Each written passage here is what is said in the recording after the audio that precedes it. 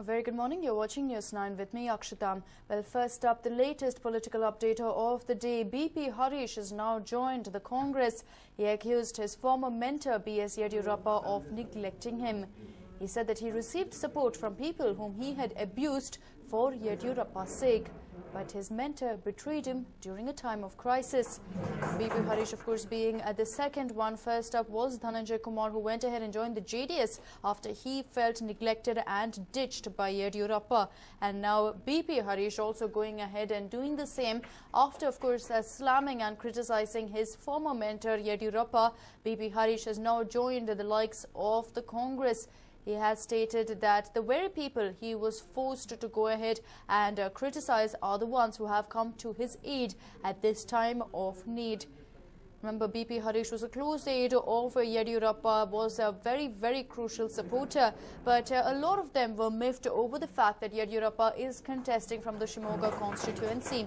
BSY had promised his supporters, several of whom had made the big leap to KJP and back, that they would be given priority over him. But it looks like post that things had changed, and his supporters and several of his followers felt neglected post him getting the Shimoga constituency. We saw, of course, Dhananjay Kumar going ahead and joining the JDS after what we saw, after in fact he was treated badly by Yediyurappa. He was not given a ticket, and the BJP was hesitant to in fact keep him in their ranks, considering that he had criticized the BJP while in the KJP. And now BP Harish is the latest to quit the BJP over differences with Yediyurappa. Let's listen in to what BP Harish had to say. ಕೆಜೆಪಿಯನ್ನು ಭಾರತೀಯ ಜನತಾ ಪಕ್ಷದಲ್ಲಿ ವಿಲೀನಗೊಳಿಸತಕ್ಕಂಥ ಸಂದರ್ಭದಲ್ಲಿ ಯಾವುದೇ condition ಹಾಕಬಾರದು ಅಂತಕ್ಕಂಥ ಒಂದು ತೀರ್ಮಾನವನ್ನು ನಾವು ತೆಗೆದುಕೊಂಡ್ವಿ. ಆ ತೀರ್ಮಾನ ನಮಗೆ ಮುಳ್ಳಾಗಿ ಪರಿಣಮಿಸಿತು. ಯಡಿಯೂರಪ್ಪನವರಿಗೆ ಹೆಗಲು ಕೊಟ್ಟಂಥ ಅನೇಕ ಮುಖಂಡರು, ಅವರುಗಳಲ್ಲಿ ಧನಂಜಯ್ ಕುಮಾರ್ ಇರ್ಬೋದು, ಲೇಯರ್ ಸಿಂಗ್, ರಾಜೇಂದ್ರ ಗೋಖಲೆ ಅವರು, ಇನ್ನೂ ಕೆಲವಾರು ನಾಯಕರಿಗೆ ಭಾರತೀಯ ಜನತಾ ಪಕ್ಷದ ಪ್ರವೇಶ ಅವಕಾಶ ಸಿಗಲಿಲ್ಲ. ನಂತರ ನಮಗೂ ಒಂದು ಚಿಂತೆ ಪ್ರಾರಂಭ ಆಯಿತು. ಯಡಿಯೂರಪ್ಪನವರು ನಮ್ಮ ಈ ನಾಯಕರ ಬಗ್ಗೆ ವಿಚಾರ ಬಗ್ಗೆ ಕೈ ಚೆಲ್ಲಿದಂಥ ಸಂದರ್ಭದಲ್ಲಿ ನಾವು ಅವರಿಗೆ ಪ್ರಶ್ನೆ ಮಾಡಿದ್ವಿ. ಈ ಲೋಕಸಭೆ ಚುನಾವಣೆ ಇದೆ, ಲೋಕಸಭೆ ಚುನಾವಣೆಯಲ್ಲಿ ನಮ್ಮ ಅವಶ್ಯಕತೆ ಇದೆ. ಆ ಕಾರಣ ನಮ್ಮನ್ನೆಲ್ಲ ಚುನಾವಣೆಯಲ್ಲಿ ಬಳಸಿಕೊಂಡು ಮುಂದಿನ ಸಂದರ್ಭದಲ್ಲಿ ನಮ್ಮನ್ನು ನೀವು ಟೀಕೆ ಮಾಡಿದ್ರಿ, ಅನೇಕ ಕಾರಣಗಳನ್ನೊಡ್ಡಿ ನಮಗೆ ಪಕ್ಷದಲ್ಲಿ ತೊಂದರೆ ಆಗ್ಬೋದು ಅಂತಕ್ಕಂಥ ವಿಚಾರವನ್ನು ಚರ್ಚೆ ಮಾಡಿದಾಗ ಅದಕ್ಕೆ ಅವರಿಂದ ಉತ್ತಮವಾದಂಥ ಉತ್ತರ ಬರಲಿಲ್ಲ. ನನಗೆ ನೋವು, ನಾನು ನಂಬಿದಂಥ ಯಡಿಯೂರಪ್ಪನವರಿಂದ ಒಂದು ಮಾತು, ಹರೀಶ್ ನಾನು ಇದ್ದೀನಿ ಅಂತ ಬರಲಿಲ್ಲ. ಯಾರ ವಿರೋಧವಾಗಿ ರಾಜ್ಯಾದ್ಯಂತ ಕೂಗಿದ್ನೋ, ಭಾರತೀಯ ಜನತಾ ಪಕ್ಷದಲ್ಲಿದ್ದಂಥ ಈಶ್ವರ ಅನಂತಕುಮಾರ್ ಇರ್ಬೋದು, ಪ್ರಹ್ಲಾದ್ ಜೋಶಿಯವರು ಇರ್ಬೋದು, ಜಗದೀಶ್ ಶೆಟ್ಟರ್, ಸದಾನಂದ ಗೌಡ, ಅವರು ಹರೀಶ್ ನೀವು ಬೇಕು ಅಂದರು. Well, BP Harish explaining exactly why he decided to make the big leap from the BJP to the Congress. He has gone on to state that Yediyurappa has ditched all his supporters, and one of them, of course, is BP Harish, someone who believed in BSY and followed him wherever he went. And now, of course, he claims that BSY's whole ideology, his whole interests have changed, and that is why he has decided to go ahead and join the Congress. He also went on to state that the very people he criticized have turned around and accepted him at a time when he needed help the most.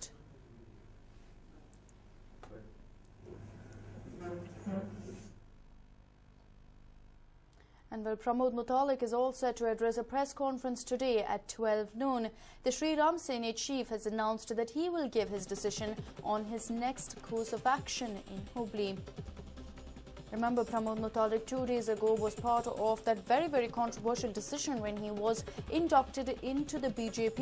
But 5 hours post that, looking at the kind of reactions coming through and the shock that someone like Mutalik was inducted into the BJP, the High Command, which states there was not apprised of the situation, went on to oust Mutalik. Within 5 hours, he was out of the BJP.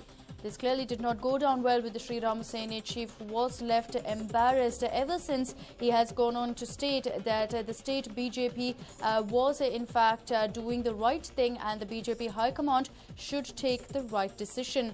Mutalik now has gone ahead and set a deadline for the state BJP to go ahead and re-induct him into the party.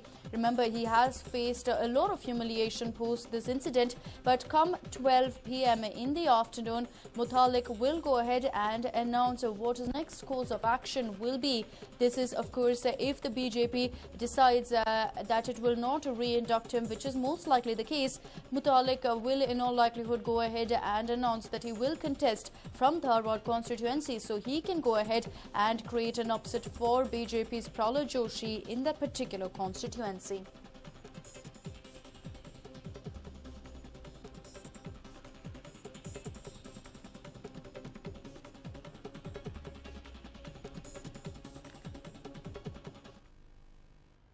And well, the Aam Aadmi Party is prepared to take Varanasi by storm today, as Arvind Kejriwal is all set to hold a public meeting in the holy city to announce his candidature against Bharatiya Janata Party's Prime Ministerial candidate Narendra Modi.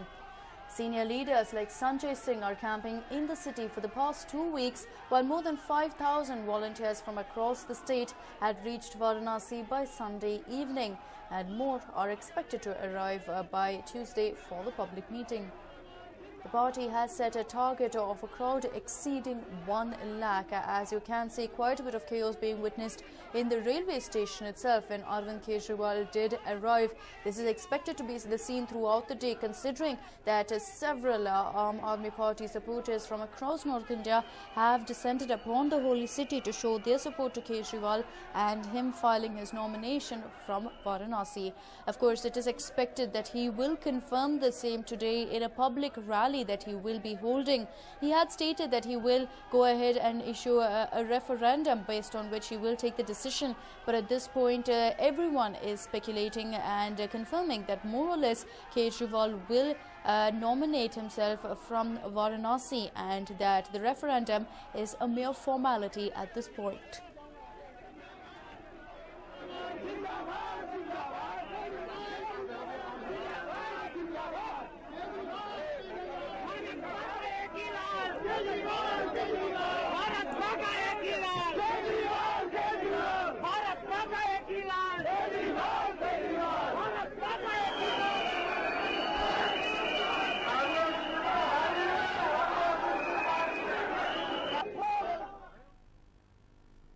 And moving on, the Supreme Court will continue its hearing in the IPL betting scandal. The hearing relates to the findings of the Justice Mudgal Committee, which probed into the scandal.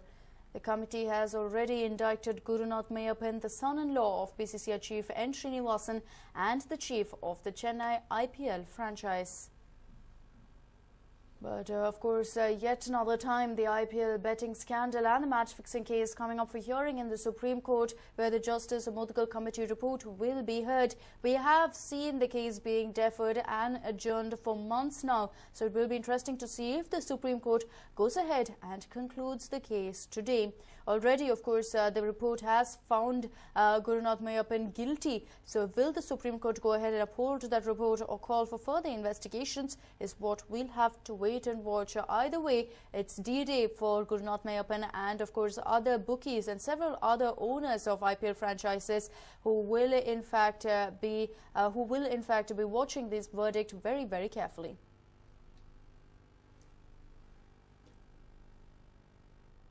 And well, the rupee continues to be northward bound. It is currently trading at 60.57, up 20 paise compared to yesterday's closing.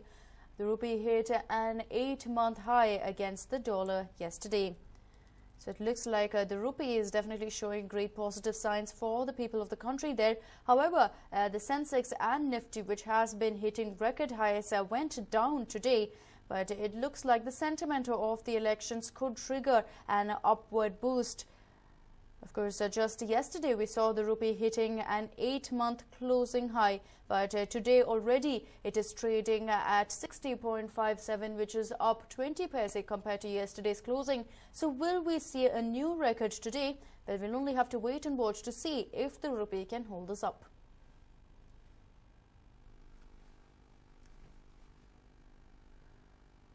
My colleague Arun joins us over the phone line with more information. Arun, likely that, of course, the rupee will continue this trend. That's right, Akshita. We have to wait and watch. But clearly, the news today is not much of the rupee, but it is all about Reliance and the decision of the Election Commission to seek deferment of the gas price hike. Remember, that was to have come into effect from 1st of April 2014. But that price hike has been deferred, and that recommendation has been put forward to the Petroleum Ministry by the Election Commission because of the model code of conduct which comes into play ahead of the elections. So clearly that sentiment has taken the Reliance stock down. That's the reason why the stock is trading 3% down, and perhaps one of the reasons why the index is also in the red, because remember, the Reliance industry stock has a significant amount of weightage as far as the indices are concerned. But clearly, if you look at what has been happening as far as India is concerned, over the last 20-odd trading sessions, we've got close to $1 billion of foreign investment inflow, clearly indicating that there is a renewed amount of optimism and vigor among the foreign institutional investors who are looking at the possibility of a new government assuming power. So we will have to wait and watch for the results, but clearly the sentiment is positive, although today it has turned negative on the back of news of the gas price hike being deferred and also global cues, Akshita. Right, Arun, thank you so much for joining us with all that information. But of course, the rupee going ahead and posting a good recovery there. From yesterday, we have been seeing it going ahead and reaching new records. And of course, we will only have to wait and watch to see if it continues. But the Sensex and Nifty, not too great news there. We're looking at the Reliance facing a downfall after the Election Commission made its decision to go ahead and not hike gas prices on April 1st. So, of course, while it is a relief for the people, a repercussion being felt there in the Reliance stocks.